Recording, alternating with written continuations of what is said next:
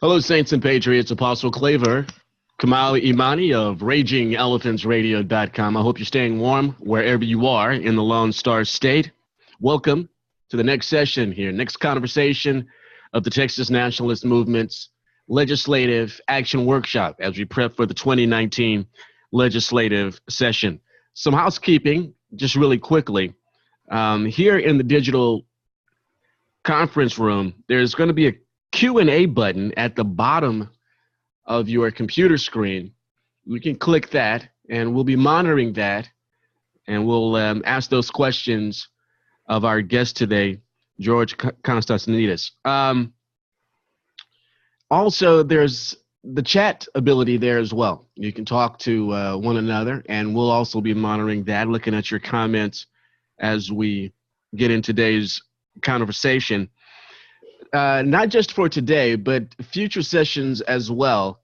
You're going to have to watch your inbox for the link specifically to that event. Each event has its own unique link.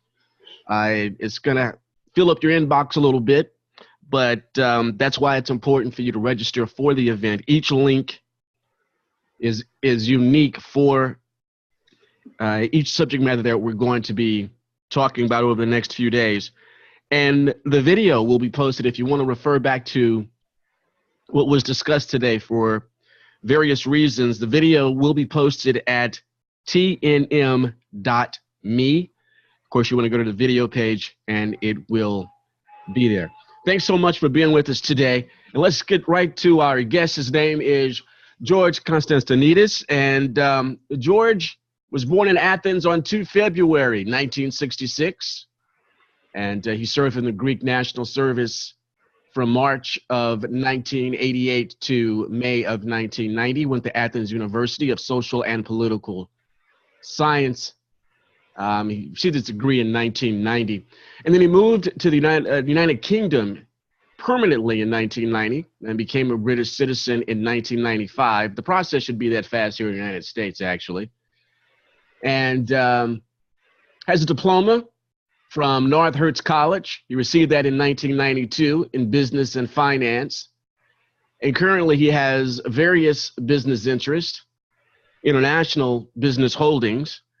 George, thank you so much for joining us here in Texas via Zoom video conferencing. It's great to have you here. And I've been looking forward to this conversation for quite some time, George. Yeah, hi, how are you? George, I think everybody that is attached to the Texas Nationalist Movement is very, very much aware of what's happening currently in Great Britain as far as Brexit is concerned. The pressure is being turned up. There seems to be a lot of consternation, a lot of confusion about what the future holds. But for today's conversation, we really want to focus on how TEXIT can catch up to where Brexit is. How can we emulate the success of what we've seen with Brexit? Brexit is much more ahead than where we are in terms of getting results. And that's where I sort of want us to talk about and begin today. I want you to think back to the real beginnings of Brexit, or if you could, and make it in comparison, where TEXIT is today in this particular movement compared to where Brexit was, sort of like where TEXIT is, and what was done to get the movement going further, for it to advance. When Brexit was at the point that TEXIT is right now, what was the most important thing to do, George? Okay, what there is in common between Britain and Texas, or if you look at it in the sense of the national identity, is that the people feel that they have lost something. The people felt uncomfortable in a union which it takes their ability to determine the future of their own children. And I think you had it probably for hundreds of years, when we actually had it only for 40 years. So people started to recognize a problem, and that was a problem that was getting bigger and bigger, and gradually, by losing more and more political powers and economical powers. And it came to the point that somebody started to shout that this is not right. And more people started to listen, and they felt the same, that something had to be done. So everything starts from the point that you have a very, very big issue, and that is to be right, to fight for something which you believe. Because if you don't believe, if you don't have something to fight which is right, you're going to be dismissed by everybody, and then you can be sort of pretty smart on what you say, but nobody's going to take notice. But when it touches the people, and the message you deliver is heard by everybody, and people start thinking, yes, he's right or she's right, yes, this affects me, yes, this is not right, yes, we are governed by somebody else, yes, we're surrendering more powers, then eventually people think that something needs to be done. And it's quite common what's happening, especially today in the 21st century. Quite a lot of people are in denial. And if the scariest thing in any country, or even in the world of business, is to introduce a change. Change is scary because there is the unknown. It's like you telling people, you climb up this mountain, go down the other side, and you don't know what you're going to find. So the first thing you experience is a denial. And then once people overcome the stage of denial and they recognize there's a problem, you still have a massive resistance, because people climbing up the mountain, and halfway through they say, oh, maybe this is not right, we go back, we had a good life, a comfortable, where you take us, you don't know, and all this. So that's what the problem is. And so it needs to have a very, very clear focus on what your aims are. And there is nothing more specific, more transparent, more clear than the love for your country and the independence of that country, which is the common thing that we felt.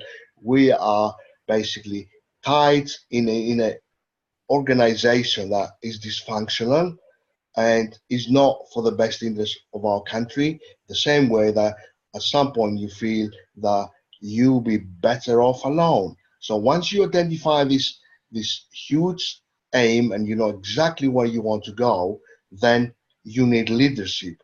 And we were quite lucky, because we had a man with probably one of the most charismatic politicians that this country, probably the world, has ever seen in the last 50 years. And he led us through, and he made people believe him that yes, he will lead that change. And from the moment sort of he created the party, and then he created Momento, and the membership sort of grew up. But then he started to win votes, and he became a threat to the establishment, to the extent that to shut him up and start taking back the lost membership that he was getting from the other parties, they had to offer these people something similar that he was going to offer, and say, oh, don't worry, we're going to give you a referendum. But the establishment was 100% certain that there's no way you could possibly win this referendum. It's just impossible.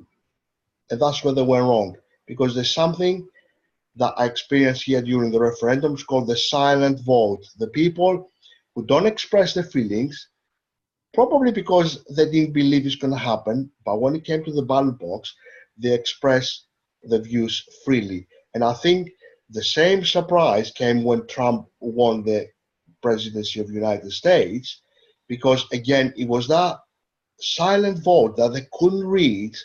The media was the people who don't express themselves anywhere in the Facebook or wherever, you cannot read, and that made the difference. And it was another kick against the establishment.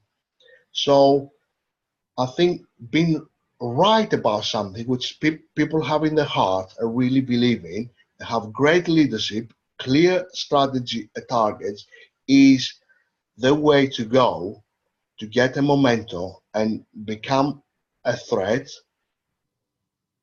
so you can force that change. That's what I want to talk about, George, is I want to talk about how the targets were established and how they were achieved.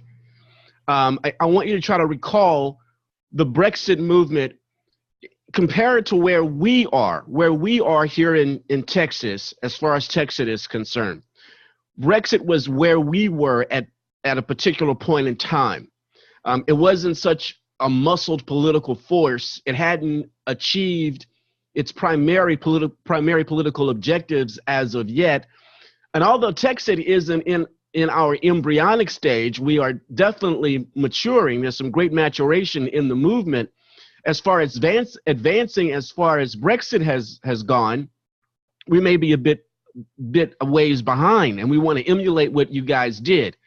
When Brexit was where we are, specifically, if you can recall, George, what were some of the strategic initiatives that were taken to get you moving forward?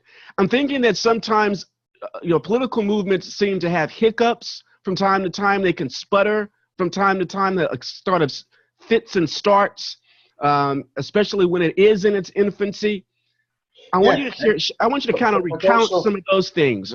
Talk to us about those experiences so we can learn from the successes and the failures of Brexit, so we don't repeat and we learn. Okay, let's start from sort of what was the turning point that people started to believe that is possible for that small party that was created and it was ignored, that it could do something incredible. In 2014, it was the time of the European elections. That happens every 5 years. And in 2014, UKIP became the biggest party in Britain. It won the most votes in Britain. A small party that had a message to leave the European Union came first in the elections in Britain, voting to leave, basically to send their representatives to the European Union and give the message that we want out.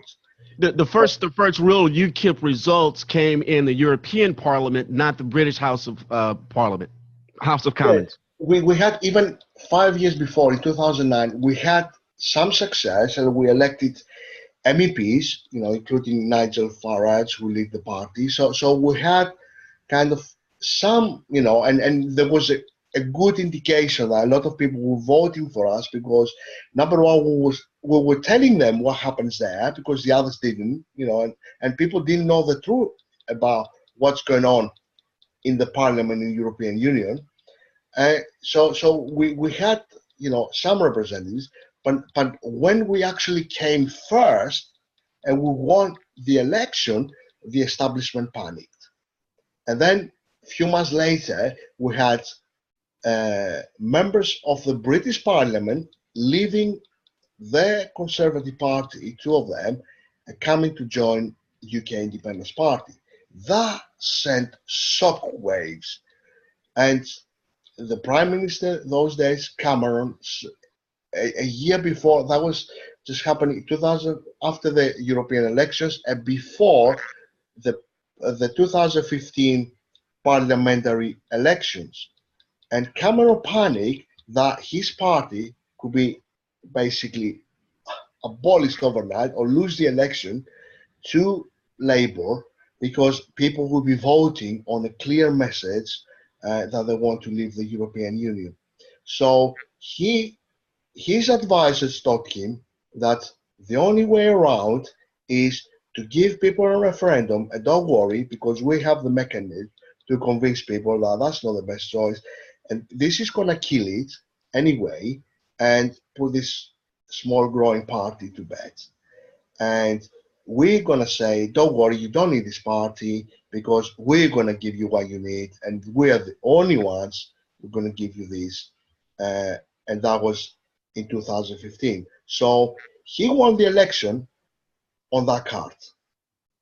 He lied to people, and he said he was going to give a referendum. Now, what he actually said before the referendum, he said, don't worry, I'm going to negotiate a deal. And he really believed that he was going to negotiate a better deal for Britain. And then he says, when I get this better deal, I'm going to come back to you and say, do you want this deal or do you want to leave? But when he went to negotiate, he actually achieved something, because it's impossible to negotiate with the European Union.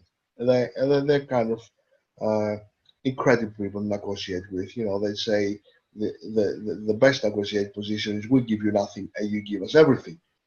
So because he put in this manifesto and he called he said he was going to call the referendum, he had no choice. However, they spent a lot of money straight away sending us out leaflets how wonderful life is in the European Union and how we're better off and all this. And they brought all the big guns, the governor of Bank of England, to say that if we leave the European Union, it's going to be the end of the world. And the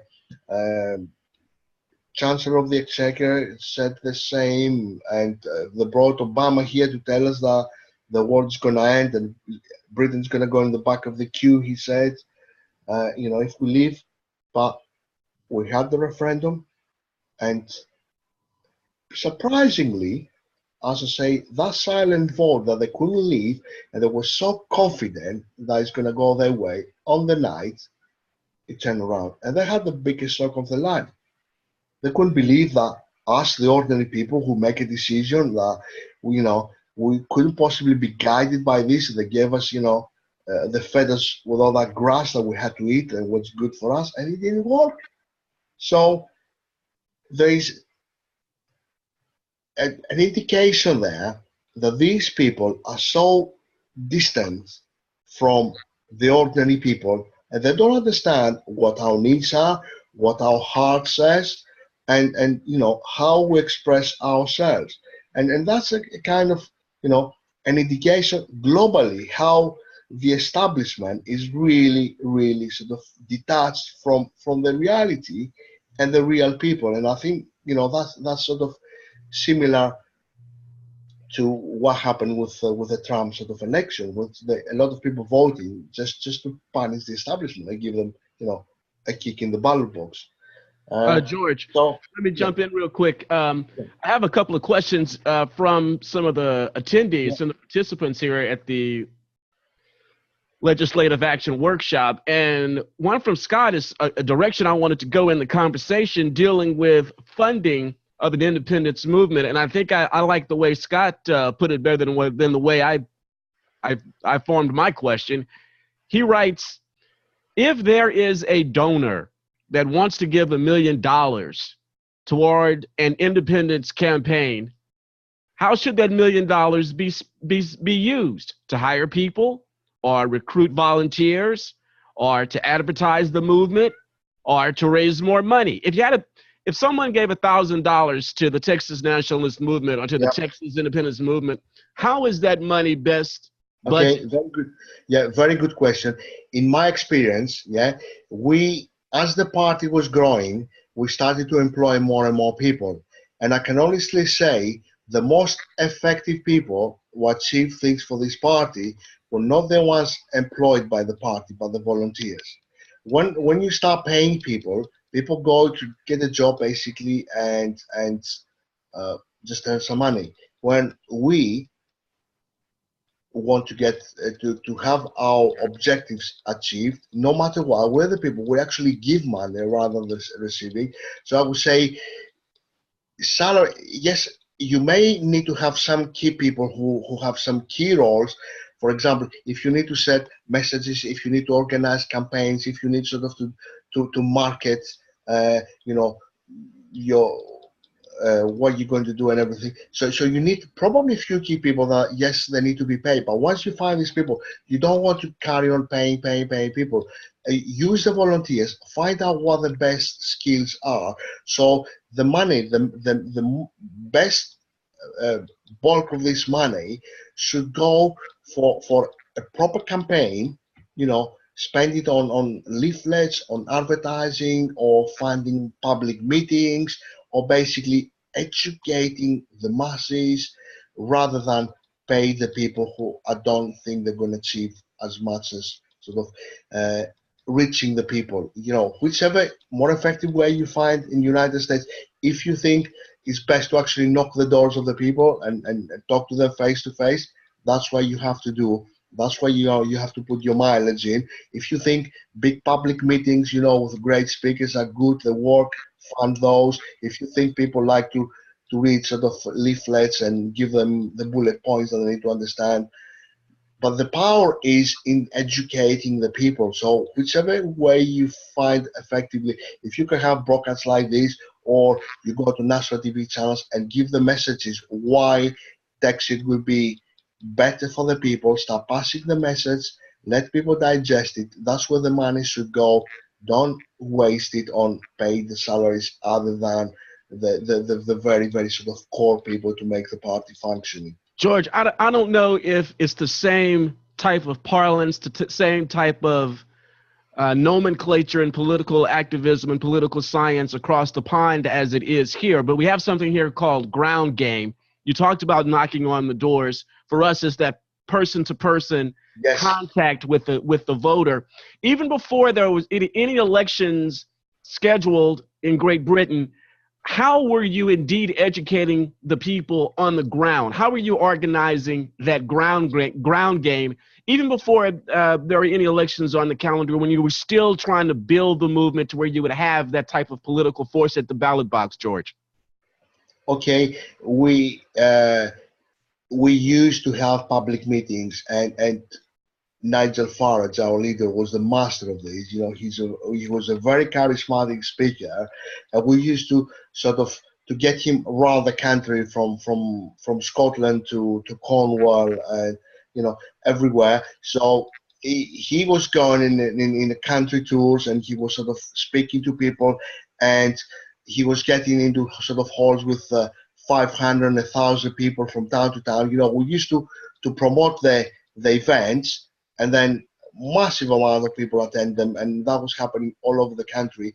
And from every meeting, sort of our membership was growing faster and faster, because the messages he was giving to people were great, and he had the ability to connect with these people, and they say, yes, he's an ordinary man who talks plain English, and he tells exactly things as you believe the public meetings, the rallies, yeah, the workshops, the conferences, absolutely. were much more effective than possibly the digital media and the old school media that a lot of campaigns rely on. Because a lot of people are bombarded with this, and they don't sort of pay attention now. Where to actually organize a public meeting with somebody who has a message that people want to listen is really effective. I mean, Nigel, that's how his popularity sort of rise, because he was going around the country, and wherever he went, people just say, wow, he's a great guy. He talks sense. He hits the nail on the head. Let's follow him. And there's a big difference to sort of reading leaflets or receiving, messages Emails and or whatever. But being face to face with the man, and he had that ability to connect with the people. So the most important thing has been the leadership. George, the messaging. I want to talk to you about that. You talked about the man Nigel Farage. Indeed, Yeah. he's a bomb of charisma. Very articulate, passionate about the subject matter, and the type of personality to lead a movement that has been as successful as BREXIT. And Daniel, I think, as well, has those same types of qualities. Daniel Miller of the Texas Nationalist Movement.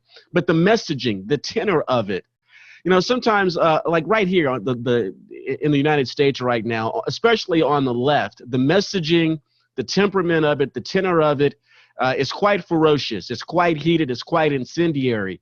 I'm thinking that when you guys were submitting your message to the British electorate, the tenor was quite different. The tone was quite different. And what did you focus on in your messaging? Purely economics, cultural, the political? Talk to us about the messaging. What was contained in talking to the people to persuade them this was the best way to go? Yeah. Well, it was sort of it was covering all these areas, but basically it was the message of freedom, the message of democracy, and of course, better economics, like our country is better governed by the British people, our ability to determine our own future, our ability to make our own laws, and of course controlling our own money, and uh, for the prosperity, creating sort of prosperity for the British people, and of course the immigration. Immigration, it was a huge turning point, because as more and more countries would join in the European Union, we saw the population of Britain, it was actually surging, and it was getting out of control, because we could never predict how many people every day would be coming to Britain. We're coming to the point that uh, you can't get to see the doctor because they're queues at the hospital. You call them lines, we call them queues here. Even Obama learned that word. Then you sort of you can't get your child to school because the school is oversubscribed. You drive to work, and instead of drive for 20 minutes, now you drive for 1 hour because the roads are full of cars.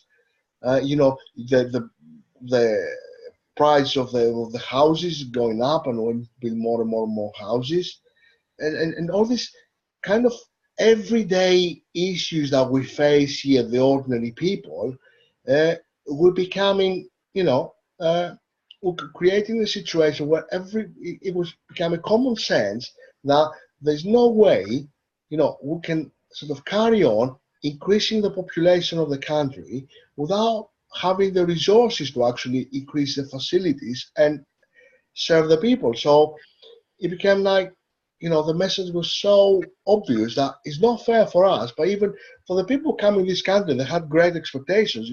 Really, we have nothing to offer them. But But what I you're think, saying, George, is that you guys were really sort of stating the obvious, what needed to be stated, yeah, but the establishment politicians were refusing to. And maybe the charm of Nigel was that finally someone was stating what is obvious to all. exactly. And, The and emperor has no clothes. Somebody just needs to say the emperor has no clothes. yes, and of course, what happened immediately, the establishment attacked us as racist. Yeah, because when we put out the message of immigration, and what we're saying is clearly, we said it is the mass immigration that we reject, so we need to control the immigration. We didn't say, we don't want foreigners to come in this country, because immigration always exists in Britain. We didn't say we don't want the blacks or we don't want the yellow people to come here, or it was none of that. All we say is we don't want the uncontrolled immigration. Clearly, we need to know how many people come in this country, and from what background they're coming. Yeah, because we came to the situation where somebody could come out of the jail, let's say from Romania or Greece or wherever, any country today, tomorrow comes to Britain, and nobody has the right to ask him any questions. Who he is, and where he's coming from, and why he's in this country. So that was the message. Of course, people saw that the attack from the media to shut us down as racist, it didn't work. And Nigel was given the name of sort of Teflon Nigel, because now nothing will stick on him. He was kind of getting through all this, even though he got personal attacks, etc., etc. In reality, people didn't see it as racist. They saw it as common sense. That yes, we're experiencing the same problems that, like this man says, black and white. We're getting overpopulated. We can't control how many people come in this country. Of course, the benefits, not only they come here to take jobs, well, the jobs exist, that's fine, but some of them come here for the benefits. And our benefit system, it was much better than Romania, Bulgaria, and Greece, and Poland, and Estonia, and Latvia, and all these countries, the sort of poorer countries. So, of course, people coming here, at the same time they were sending money back to their countries, there was no control, and they would say, okay, not only we're funding the people who come here, but also we were funding their families back in their own countries. So, all these things. Very strong parallels, strong parallels to what we have to endure, not just in Texas, but in all the states of the union. It's the same thing happening here in the United States, George. Strong parallels. And you're there in the front line of your border, because the Mexicans, the first sort of state that we face is Texas, isn't it? You are the kind of the first line of immigration, aren't you there? Indeed, George. There's something that really troubles me about the movement here in Texas. I think that the population, the electorate, is a different beast than over in Great Britain. And let me explain to you what I mean. It's a psychological block to get them from the Union to the idea of Texas independence. In traveling across the state, Yeah. I'm sure that anybody who is involved with the Texas nationalist movement has had a conversation, and there seems to be a fervor among Texas when you make mention of the possibility of Texas independence. When you poll them, they are in favor of a referendum, but there still seems to be this block, this mental block of Yes. No, I understand of all that. Texas being able to be its own entity. It's almost a fear factor. What happens if we do this? Yeah. The people of Great Britain seem to get over that fear factor. What do we do in Texas to get our electorate over that Yeah. fear factor of divorce? Okay. I think, okay, your difficulty there is that people always had United States of America all their lives. Yeah. There isn't a single person who actually lived outside the Union. Yeah, because you know you got where we actually remember back, you know, what we voted in 1975. We had a referendum, but the referendum was to join what? To join a common market where people would trade and there were no barriers to trade. That's why we joined, and we ended up from 75 common market to basically 2016 United States of Europe, more or less, because in a series of treaties that governments voted over the years, they gave more and more and more powers away, and basically we reached the point that if we went a little bit forward, it would be no return. Because once you hand those powers, the difficulty of getting them back when they control centrally your economy, you know, your democracy, your political system, and everything, then the change is much bigger, and people cannot even visualize what it would look like being outside the union. At least we had people who actually lived before. We had uh, we had in our benefit, of course, the Commonwealth market, where because Britain used to be sort of, you know, an old big empire, and then, you know, rather from Australia to sort of Canada and everything, or we used to trade around the world. So there were that kind of uh, points that could help our campaign, because we thought, you know, financially we're the fifth economy in the world, and you know we can stand alone. And people believe that yes, it's not going to be the end of the world, it's going to be disaster. I think the difficulty you have is people cannot see uh, how life would be outside Texas and living this almighty United States of America. So to help yourself, I think you need to highlight these points. For example, and it's not just financial. Financially, you can prove that yes, you'll be better because we generate so much GDP and we give so much money out, and we'll be better off keeping this money for us. I think that may sort of it be easy to teach and prove. Now, you also have to have you need to have the plan for democracy. How the country is going to function, how it's going to be sort of you know, electing these people, and what the relationship, of course, that's going to be the key point, leaving the union, but what sort of relationship we're going to have with the union. Because if you can see now the Brexit, even though we voted to leave and there was no discussion about what type of Brexit or deal we'll have, now becomes like the issue, because they try to turn on the head. Oh, we need to have a relationship with the European Union. So you need to probably clarify at this early point that your relationship with the United States, the rest of the states, will be purely on trade, you know, and you will have your own army, you will have your own police, you will have your own government, And you know, It needs to be, all those questions need to be laid out they specifically. need to be laid out.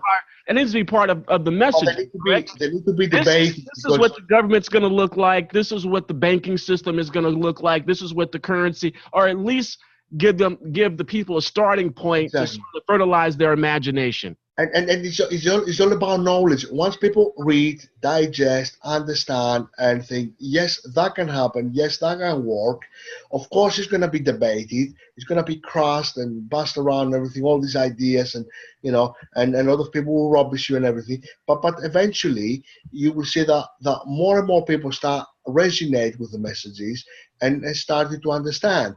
But if it's just, you know, a general idea, yes, we leave the United States because we're going to be better off, I don't think we'll sell. It will sell.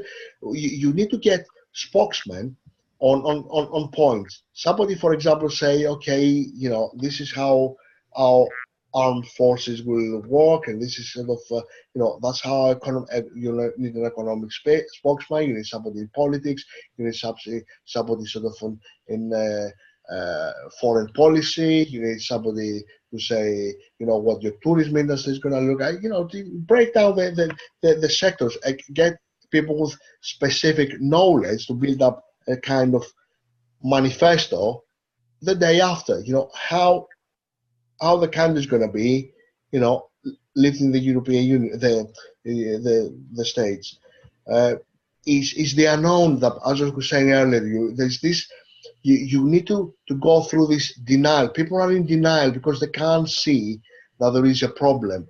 You know, if they feel that there is a big brother there that you can do without, and you're going to be better off making your own laws and making your own decisions and managing your own production of oil and your own money, etc., and the same time you have the ability to function as an independent country, still maintain relationship with the rest of the states and trade with them, and it's not going to be the end of the world. And you know how the different segments of the country are going to function, and you get people with caliber and people sort of with knowledge, and specifically only talk about the subject they know best. It's like, you know, having a cabinet, I would call it here, where everybody has a specific role rather than one person talks about everything. So when you've got the specialists, get university professors, get whatever, you know, you think is right, to talk about the in detail about, you know, how this is going to work, how that is going to work, and you know, because overall the messages will be sort of diluted, and people, yes, say, you know, it becomes just an idea, just a vision, but you need to start putting flesh on the bones now and talking about that in detail. And I think that's what probably, you know, your next movement is going to be, like, get these specialists, recognize and find them, and get them basically to work on the manifesto, how the country is going to function the day after. Talking with George Konstantinidis. George, I have one more question for you as far as mindset goes, the mental attitude of the TEXIT movement, the people of Texas. Then I kind of want to shift directions just a little bit. Did you find in the Brexit movement there were ebbs and flows when it came to intensity of the movement, determination of the people within the movement, or the populace of Great Britain generally? What I'm alluding to is things will happen in the body politique. We'll have an election, and let's say Donald Trump is elected, has been elected as president of the United States, and what we may find is there's an ebbing or a reduction in the intensity for TEXIT. People will take, let's say, a wait and see attitude. If I could put it in the most simplest terms. Okay, this looks like a little bit better. Let me wait and see if things get better. Well, okay, the elections this time went a little bit better. Well, the budget this time was a little bit better. They seem to be doing things on border security. This wait and see attitude. Maybe it's still part of that fear factor. But did you see these ebbs and flows in intensity as the clock of the body politic continued to tick? No, absolutely, and this is what one of the strategy that the establishment plays against the ordinary people, that make regular changes, and it gives people sort of hope that something may change. So they kick it in the long grass, and then I have experienced this in Greece quite a lot when the situation was so bad, and every sort of few months they change the government or they change something or they change this, and people say, all right, let's see what he's gonna do. Let's wait for this, and eventually nothing happens. But people reach the point after all this changing, nothing happens, that they think, well, they start believe that it doesn't matter what I do, nothing is going to change. This is clearly how they want you to behave. Apathy is for the rulers, the biggest weapon. They put the apathy out of you by neutralize you, make you believe that your vote doesn't matter. It doesn't matter what you do, nothing is going to change, and and they play with your feelings. They give you a little bit of hope, and then you fall off the cliff, and then somebody else comes and gives you hope, and then you fall off the cliff, and eventually you come to the point you think, well, it doesn't matter what I do, it doesn't matter what I vote, they're all the same, nothing is going to change, and then you shut yourself, you isolate from politics, and then they can rule you. That is why you need to be very, very careful about and make sure you don't fall in that trap. I think that when we had the referendum, and the significance of the referendum, it wasn't when people say, okay, it was only won by 52 to 48, it was only 4 points difference. The difference between the referendum, it was the biggest attendance that any vote ever had in Britain, which shows its significance, because people believe at that time that their vote could make a difference. So that's why you have to believe that apathy allows the people to be ruled by the establishment, and when it's an important vote, make sure they go out to vote because their vote matters. If the people believe their vote doesn't matter, then you fall into this apathy situation, and then of course your masters pull your strings because they've got the majority. There are people out there that they never go out to vote. If you engage those people, remember, it's engagement, yeah?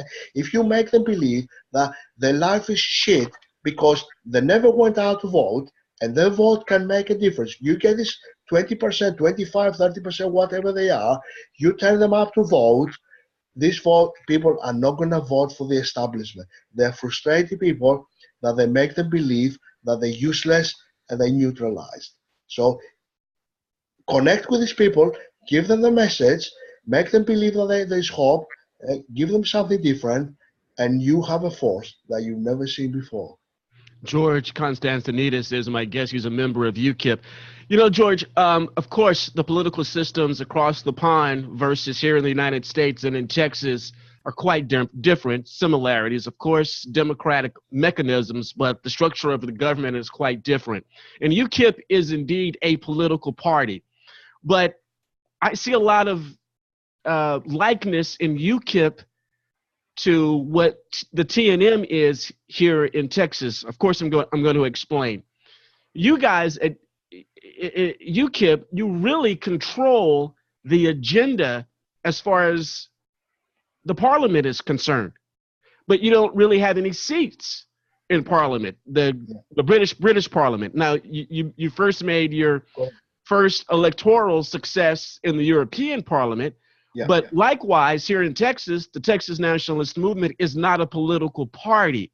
And so in that way, I see the similarities between UKIP and the TNM in Texas. So the big question is, because you really don't have any seats in Parliament, you are a political party, and you did receive the third highest votes in the last general election, but to be effective and not have seats within the parliament, I want you to address that, because we're the same way here. The idea of us starting a political party really isn't sagacious at all. We need to work within the political parties that we have, and primarily here in Texas, the absolute dominant party is the GOP. So any political success that we're going to have is probably going to be primarily through the GOP with some helpful Democrats.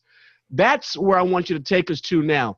UKIP doesn't have any seats in the House of Commons or the House of Lords, as far as I know.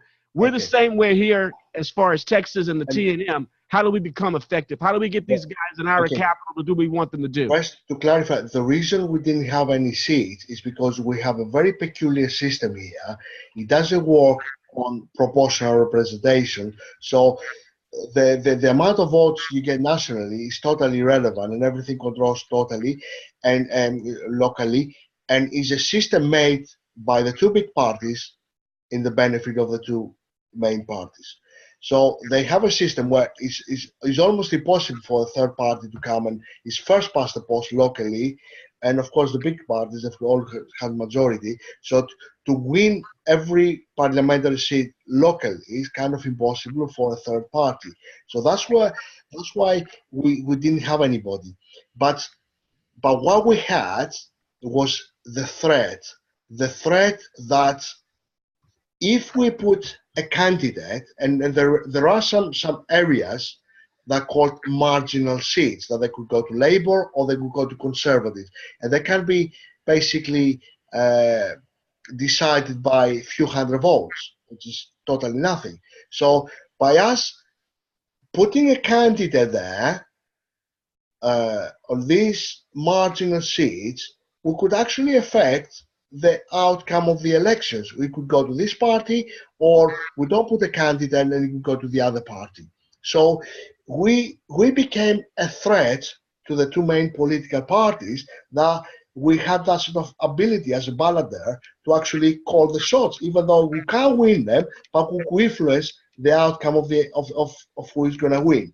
So that gave us, the ability to become fearful to the opposition, and so of course, we had some negativity from the point of view that we have been penetrated by the establishment with the wrong people, come inside, try to destroy us, and all this kind of stuff. Of course, and they came to join us, etc., etc., with the one aim. But overall, that threat, it was exactly the same threat sort of before the prime minister, the previous prime minister Cameron. He felt it when he was losing membership, he was losing even MPs. Two of them came to us, and he felt that threat, and he thought by actually making people believe that his party is the only one who's going to sort of negotiate a better deal with the European Union, then maybe will give us a referendum and everything. He will get back the lost membership, and all these people who voted for us, he thought they're going to go back to him. So, George, do you believe that the effort by Cameron and the Conservatives was a jump out in the front of the parade to co-opt the movement, to control the movement? Was that their strategy? It became politically expedient for them. Yeah, what they try to do is that they try to neutralize us by saying to the people, look, there's no point voting for UKIP. We can do what UKIP does. We will give you a referendum. UKIP cannot give you a referendum. We'll give you a referendum. Come and vote for us. And he actually won the election on the back of this promise. So people went back and voted for him, believing that, well, this is the only way to get the referendum. And then when the time for the referendum came, and of course, he negotiated and achieved nothing, he could not possibly believe, and he could not even see, not only him, but the whole establishment, that it was possible for anybody to vote any other way, other than, why he was guided by all these experts, and people didn't believe them anymore. When sort of they know the politicians lying and they're using others to lie, etc., etc. There are some things that you can't lie about, and that is common sense. And common sense always prevails. So if they on everything you do and all the messages you try to pass to people, you've got to have common sense. It's got to be simple, understandable, and resonate with people. And people are not stupid, even though the politicians like to think that people are not stupid, and very easy to guide them. And we both have in common, the social engineering and the media and all these tweeters and everything. All they do is try to guide people, tell them what to think and how to think. People are more clever than that, and It's People hard. It's hard to trust. It's hard to trust the electorate sometimes, George. But once again, you have to have integrity with them, and you still have to trust that they're going to make the right decision. George, we have a question from Sean, and I want to read it. Oh, actually, yeah, he made it. He addressed it to me. He says the hardest part. He says since we can't get a referendum via signature, we rely upon our legislature to pass an act. Talking about the governance here in Texas, George. Sean asked, the hardest part will be finding someone to introduce the bill. How do you think we convince someone to do this when it may be political suicide? Sean, let me say this. Daniel and I have spoken about this, and I believe this legislative action workshop is proof that the mindset, the attitude of the office holders here in Texas in the GOP is changing. Just in this legislative workshop, you have several elected officials who can be considered members of the liberty movement that are participating. The taint of being attached to the Texas nationalist movement has evaporated immensely and maybe gone altogether. You've had candidates on the ballot say, as part of their campaign platform, that they would support a referendum for Texas independence, a binding referendum, and went on to victory here in Texas. So the idea of it by office holders and candidates that it's a third rail has greatly diminished. I think as we see Washington, Devil City continue to mess things up, I believe that as the independent and liberty streak of Texans continues to be spotlighted, magnified, and boils up within each Texan, the political expedience, the political advantage for especially GOP representatives is going to be commonplace. It's going to be obvious. I don't think it's going to be that hard. I don't think it's political suicide anymore. Just look at the lineup, the agenda we have of panelists just for TNM's legislative action workshop. Do you want to add anything to that, George? Yeah, I mean, these people know they need to feel your force. Yeah, if they don't pass the legislation you want them to pass, punish them in the ballot box. Make sure they feel that unless they pass the message you want, they're not going to get reelected. The only way to hit them is by that fear, the threat. These politicians live, their life is to get reelected. So when they feel the significant member of the Texans are not going to vote for them, which means it's going to cost us the Senate or whatever it is in the next election, then they will listen to you. If they don't feel that you're a threat, they're going to ignore you. As simple as that. And you have to stay on the offensive, don't you, George? You have to always, as a movement, you can never find yourself back on your heels. You can't allow yourself to be backed in a corner. You can't allow yourself to be reactionary. You always have to be on the offensive. I'm thinking that when you guys are having brain sessions, when you're thinking about strategies and tactics, it's about where can we find their weak spot, and let's move and take that voice. And as the great Nigel Farage used to say, remain radical. If you're not radical, you become like the others, you lose your momentum. They have to see the difference. And did but were you guys really a one issue type of party at your founding and remain so? You have a full manifesto that covers everything, trade and social programs and everything. Yes. And what we actually found over the years that constantly every year the other parties basically steal from our manifesto, because our manifesto was purely common sense, because we talk to people, we knock on the doors, and we know exactly what people need. These people are detached from the reality. And that's what you need to, your legislation needs to reflect the common sense, it needs to reflect the ordinary people. It shouldn't come from the top, it should come from the bottom. So if the people think that they can talk to you and you can push the people who get elected to make sure that the message from the base is heard and it's pushed up to the top, then you've got something. But when basically you cannot pass the need of the ordinary people, to the people who govern, and there's that distance, a disconnection, from the governing body, then you become ineffective. So they need to feel that as a force, as either a political party or a movement, you have that ability, that threat over the politicians to actually pull the strings. And that's where the power is. And we had that here in the United States, and especially here in Texas, through the Tea Party movement, in which everybody is aware of. That type of political pressure was actually applied. And unlike the leftist movements such as Occupy Wall Street or Antifa or the WWP, the Tea Party was actually successful in getting those who came out of the Tea Party or Tea Party sympathizers to take the oath of office, George. That's the kind of intensity and persistence that's going to have to be demonstrated for our success. Exactly, and the bigger sort of that movement and the threat becomes, so you know your biggest ability to control the outcome of an election is the biggest power for you. You know, that's where you become fearful. Even though you may not elect politicians, you will have influence over the election of the politicians, and that is when people start becoming fearful about you, and that's when people start listening to the messages you give. George, the international support of Brexit and other movements. I know you had some experience, maybe even cut your teeth in Grexit. What's going on in Greece? A lot of people are unaware that sovereignty movements of self-determination and independence are happening all over the globe. Well, it's something that's more commonplace than people think, isn't it, George? It is, and it's not. There is a need.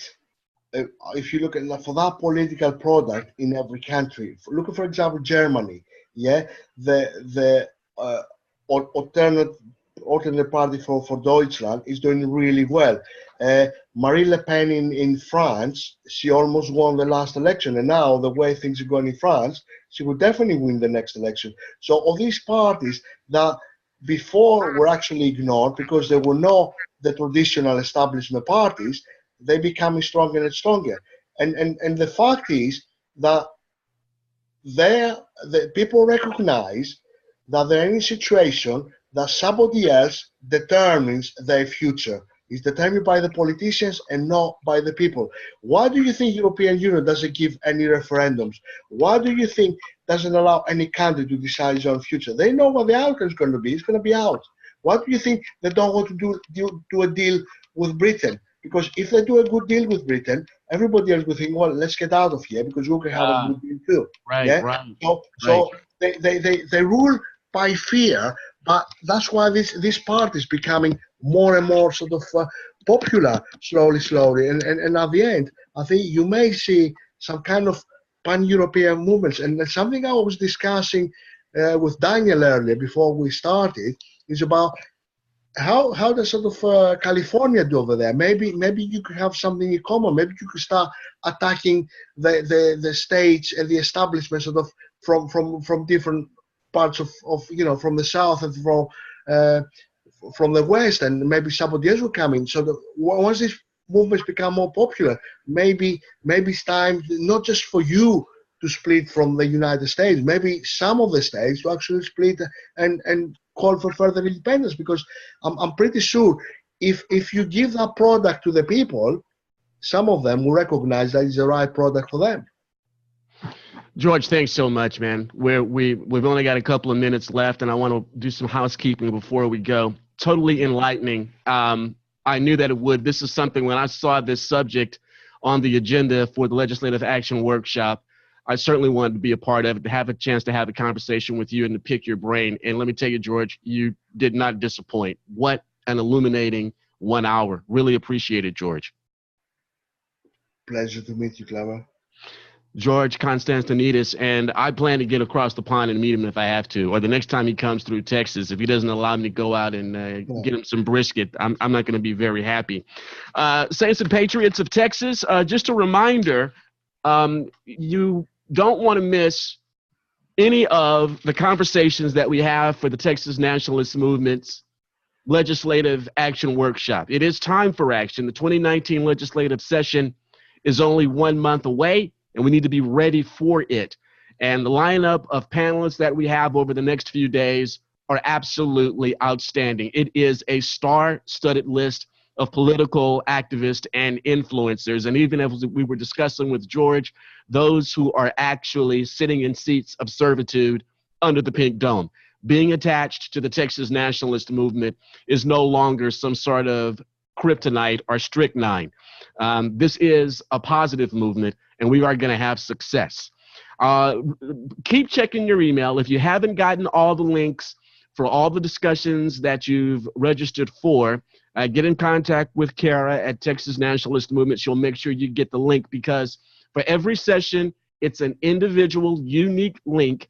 So the inbox may get a little bit full, but you need that link in order to take your seat within the video conference. All the videos, including this one we've had today with George, which is absolutely outstanding, are going to be posted at tnm.me, tnm.me. If you need any more information about the Legislative Action Workshop, you can go to tnm.me/tnmlaw, TNMLAW. And over the next few days, we've got some fantastic people that want to sow knowledge into your soul, into your brain. Thanks so much, guys. I'm Apostle Claver T. Kamal Imani of RagingElePhantsRadio.com, the rebellious voice of Texas liberty. Be sure to download the Raging Elephants Radio app. You can find it in your app store and on Google Play.